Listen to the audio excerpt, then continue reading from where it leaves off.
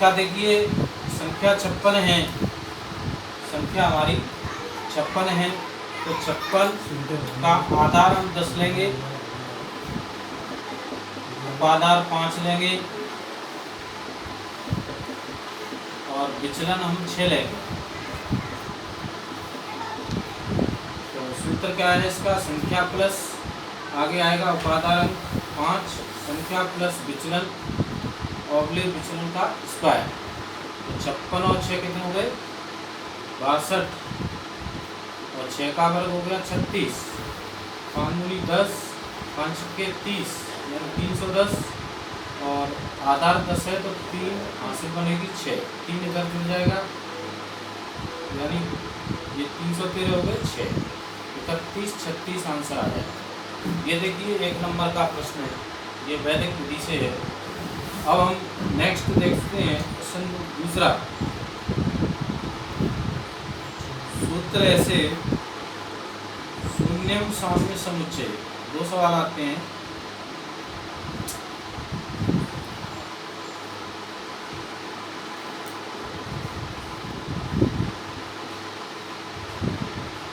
द्वारा निम्न समीकरण को हल कीजिए।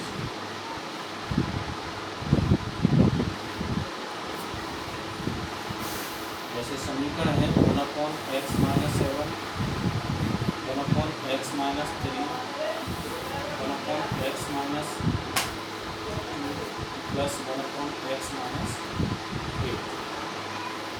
देखिए हमें समीकरण दिखाई दे रहा है कि दोनों पक्षों में समीकरण के अंश समान हैं। अंश समान होने पर हम देखते हैं हरों का योग। तो बाएं पक्ष के हरों का योग देखें, बाएं पक्ष के हरों का योग, बाएं पक्ष में हर है x - 7 प्लस x - 3, x और x जोड़ के हो गए 2x, 7 और 3 हो गए 10। वैसे ही दाएं पक्ष के हरों का योग x - 2 हर है और x - 8 है, तो इसका भी योग x और x 2x, 8 और 2 10, यानी दोनों के हरों का योग समान है।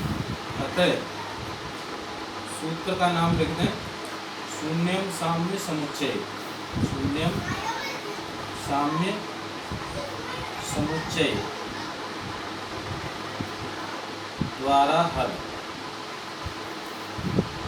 यानी कोई भी योग आएगा उसको 0 के बराबर लिख देंगे। 2x - 10 बराबर 0, तो 10 को उधर ले जाएंगे, 2x बराबर 10, तो x बराबर 10 में 2 का भाग देंगे तो आंसर कितना आ जाएगा 5, 5 इसका आंसर है।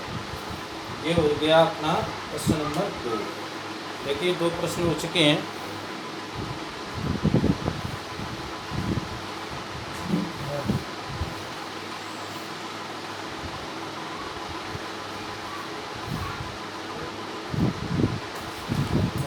नेक्स्ट थर्ड क्वेश्चन है संख्या 3/8 को बिना विभाजन द्वारा दशमलव रूप में बदलिए।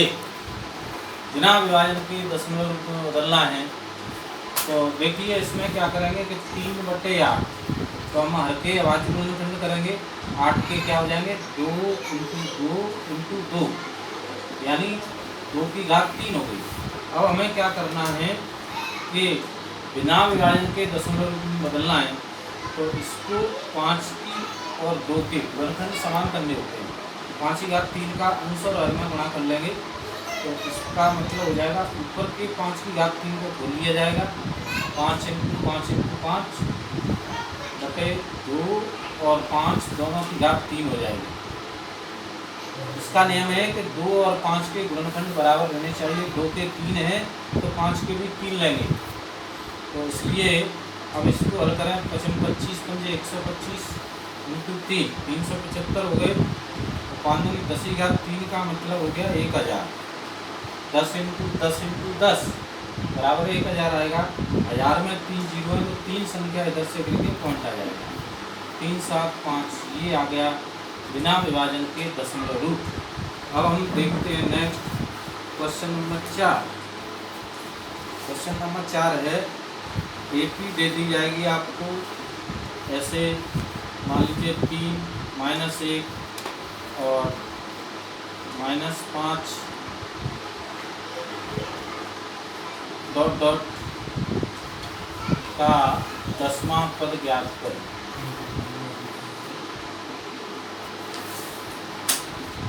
इस तरीके का प्रश्न है।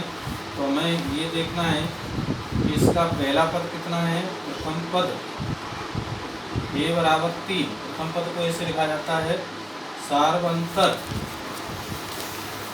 इसको D से लिखा जाता है। कभी कभी सार्वंतर भी पूछ लेता है परीक्षा में। तो सार्वंतर का सूत्र है दूसरे पद में से पहले पद को घटा देते हैं, यानी A2 - A1।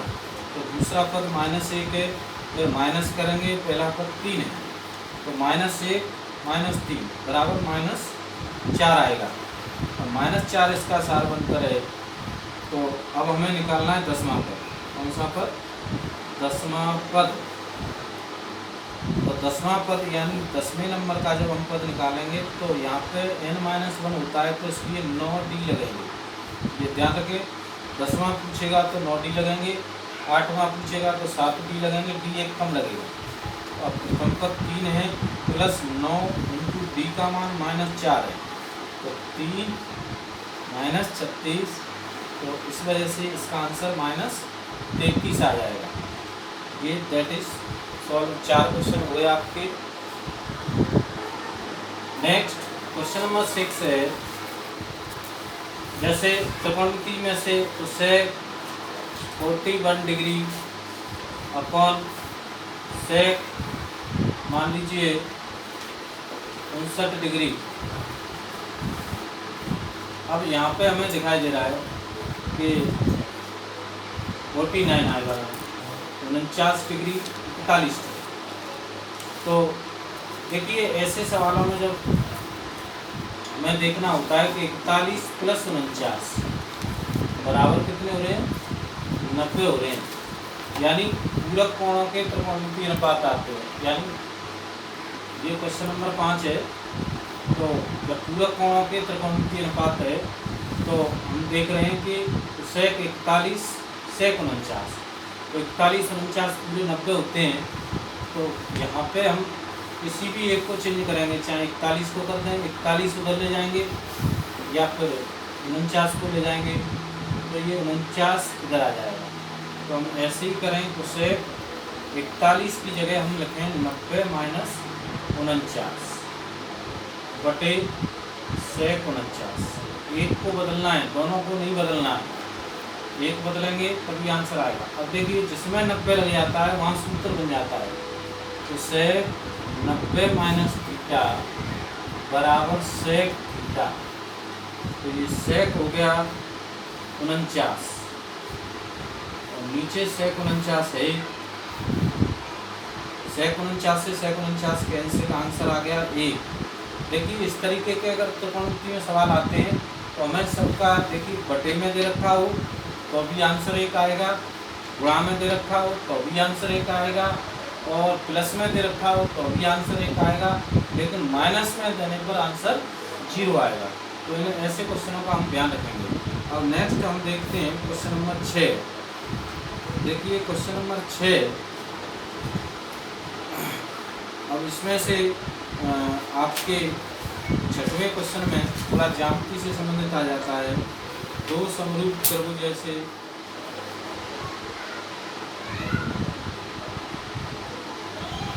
त्रिभुज जिनके क्षेत्रफलों का अनुपात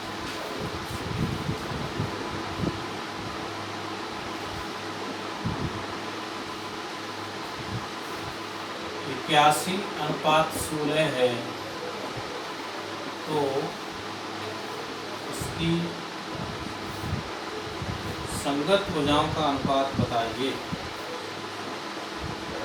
संगत भुजाओं का अनुपात बताइए या लिखिए।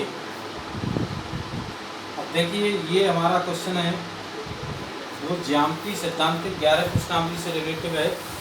ये कह रहा है कि दो समरूप त्रिभुज जिनके क्षेत्रफलों का अनुपात है, तो इसमें प्रमेय का सीधा सीधा स्टेटमेंट लग रहा है कि दो समरूपों के त्रिभुजों के क्षेत्रफलों का अनुपात उनकी किसी भी संगत भुजा के अनुपात के बराबर होता है। तो किसी भी संगत भुजा के वर्ग के अनुपात के बराबर होता है। लिख देंगे, हम जानते हैं कि दो समरूप त्रिभुजों के क्षेत्रफलों का अनुपात, ये बहुत ही महत्वपूर्ण प्रमेय है। क्षेत्रफलों का अनुपात उनकी किसी भी संगत भुजा के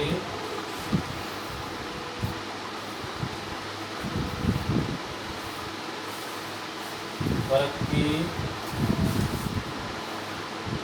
अनुपात के बराबर होता है।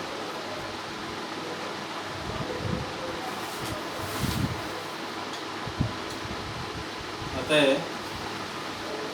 जैसे मान लीजिए हमारे पास दो त्रिभुज हैं, एरिया ऑफ ABC, इस तरीके से हमने प्रमेय में लिखा था एरिया ऑफ PQR। तो ये अनुपात मान लीजिए इसके संगत AB भुजा है, इसके संगत PQ भुजा है, तो भुजा के वर्ग के अनुपात के बराबर होता है। अब हमें क्षेत्रफलों का अनुपात जैसे 81:16 है और ये इनकी भुजाएं हैं, तो यहाँ से जब वर्ग हटाएंगे तो इनका वर्गमूल आ जाएगा, यानी AB/PQ निकालेंगे तो इनका वर्गमूल 81 और 16 का वर्गमूल, 81 का 9, 16 का 4, यानी हमारा आंसर आएगा 9:4। ये आंसर आ जाएगा, ये भुजाओं का अनुपात होगा। इस प्रकार हमारे क्वेश्चन 6 हो गए।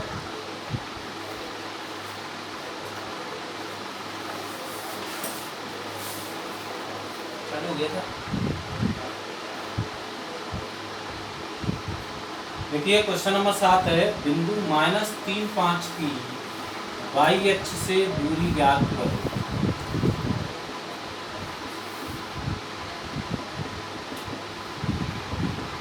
देखिए इस तरीके के जब प्रश्न आते हैं एक नंबर में, बिंदु -3,5 की y अक्ष से दूरी ज्ञात करो, तो इसका हमें देखिए साफ साफ दिखाई दे रहा है -3,5 यानी x, y। तो जब x निर्देशांक पहले होता है, y निर्देशांक बाद में होता है, तो हमेशा y अक्ष से जब दूरी पूछेगा तो x निर्देशांक आएगा, और x अक्ष से दूरी पूछेगा तो y निर्देशांक आएगा, ये ध्यान रखना है। तो y अक्ष से दूरी निकालनी है, y अक्ष से दूरी, तो कौन सा निर्देशांक आएगा? धनात्मक x निर्देशांक, यानी x वाला कौन सा है? हमारा -3 है, लेकिन हम निकाल क्या रहे हैं? दूरी निकाल रहे हैं, तो दूरी में माइनस नहीं आएगा, प्लस ही आएगा। दूरी में माइनस चिन्ह नहीं लेना है, प्लस चिन्ह नहीं लेना है। तो पहले वाला ये y अक्ष से दूरी होती है, ये x अक्ष से होती है। तो इस तरीके का एक नंबर का प्रश्न है। 8वां प्रश्न देखिए, हम क्षेत्रमिति से संबंधित है। जैसे एक वृत्त का अर्धव्यास 14 सेंटीमीटर है, तो इसकी परिमिति ज्ञात कीजिए।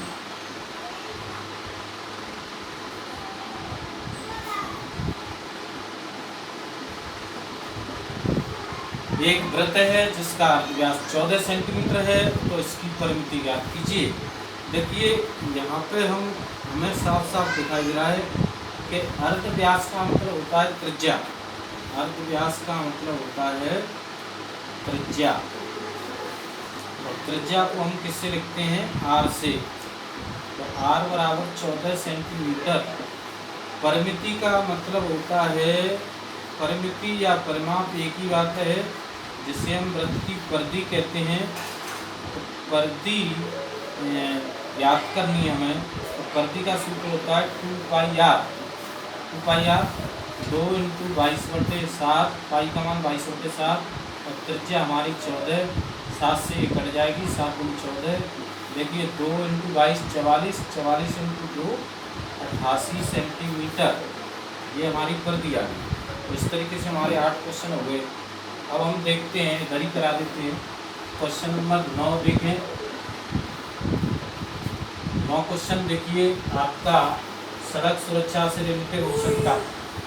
सड़क सुरक्षा में जैसे कोई पूछ लेता है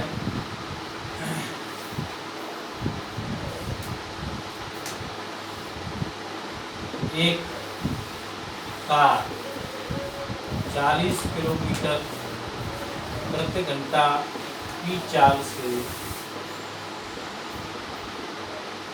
चलती है।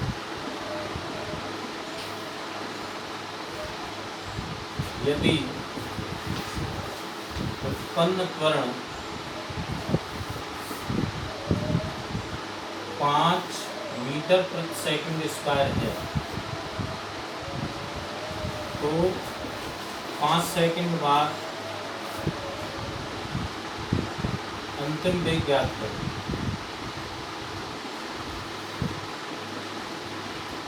सड़क सुरक्षा में संबंधित वैसे तो सामान्य सूत्र से संबंधित, कभी कभी अवरोध दूरी, प्रतिक्रिया दूरी से रिलेटेड पूछ लेता है, या न्यूटन की गति के समीकरण से संबंधित पूछ लेता है, या कहने का मतलब समांतर श्रेणी से संबंधित प्रश्न पूछ लेता है।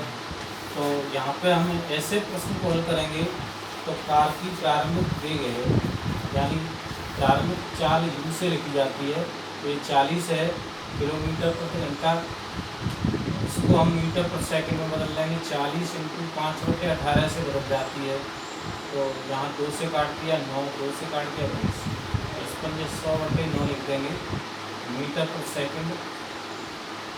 ये थोड़ा आपके लिए जटिल प्रश्न लगेगा, क्योंकि तो साइंस में कर चुके हैं। त्वरण को ऐसे लिखते हैं 5 मीटर पर सेकंड स्क्वायर, और t टाइम है 5 सेकंड। तो हम क्या करेंगे, अंतिम वेग निकालेंगे। अंतिम वेग v से निकालते हैं।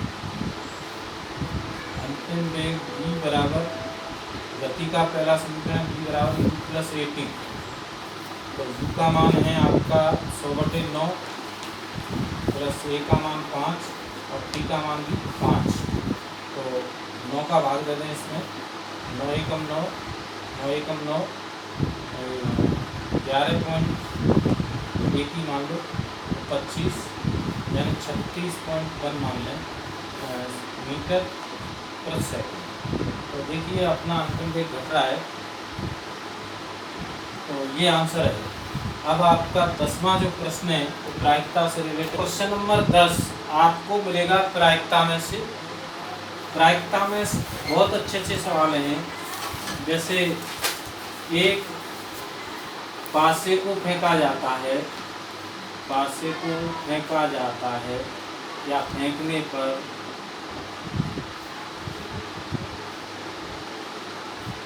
सम अभाज्य अंक, सम अभाज्य अंक न आने की प्रायिकता ज्ञात कीजिए।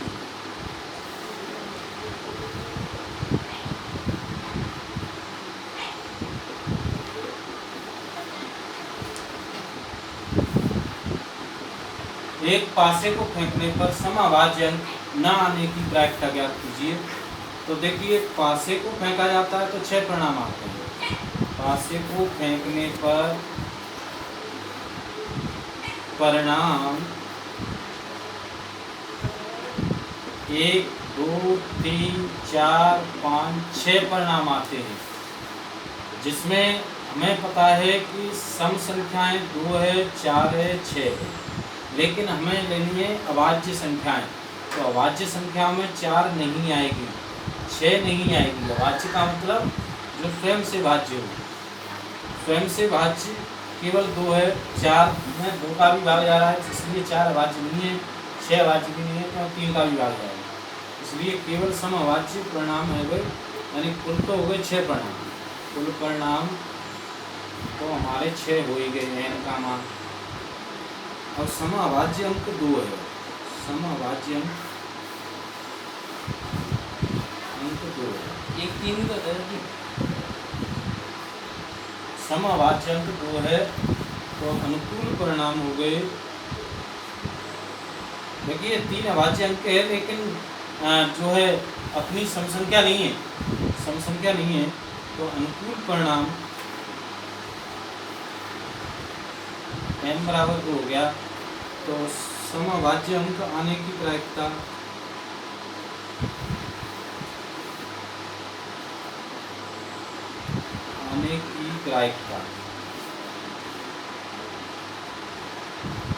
प्रायिकता का सूत्र है PE बराबर अनुकूल परिणाम बटे कुल परिणाम। देखिए कुल हमेशा नीचे आते हैं, तो अनुकूल 2 और नीचे कुल 6। आंसर आया अनुकूल परिणाम कितने हैं?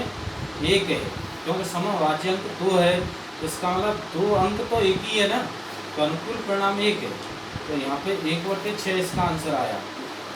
देखिए ये अभी आंसर नहीं है, क्योंकि 1/6 इसकी प्रायिकता है समअभाज्य अंक आने की है। हमें क्वेश्चन में दे रखा है समअभाज्य अंक न आने की प्रायिकता निकाली है, जब नहीं की निकाली है। समअभाज्य अंक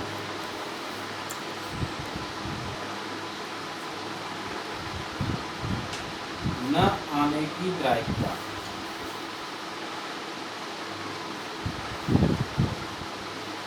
जब नहीं की निकालनी है, तो ये वाला सूत्र हमने देखा है PE बार बराबर 1 - P। इससे नहीं की प्रायिकता निकलती है 1 - 1/6। लघुत्तम लेंगे तो 5/6 आ जाएगा, क्योंकि 6 में से 1 जाएगा, 5/6 आंसर आ जाएगा। तो इस प्रकार से हमारे 10 क्वेश्चन हो गए हैं, जिसमें सेक्शन A कंप्लीट है। तो देखिए आपको हमारा वीडियो अच्छा लगा हो तो आप ज़रूर इसे लाइक करें, ज़्यादा से ज़्यादा शेयर करें, और आप सभी को गुड इवनिंग। देखिए हमने काफ़ी प्रयास किया है कि बोर्ड की परीक्षा 10th की मैथ के लिए हम महत्वपूर्ण परीक्षा संबंधी प्रश्नों का संकलन कर सकेंगे। तो ऐसी हमारी उम्मीद है कि आप बहुत ही अच्छे योग्य प्रश्न सॉल्व कर सकेंगे।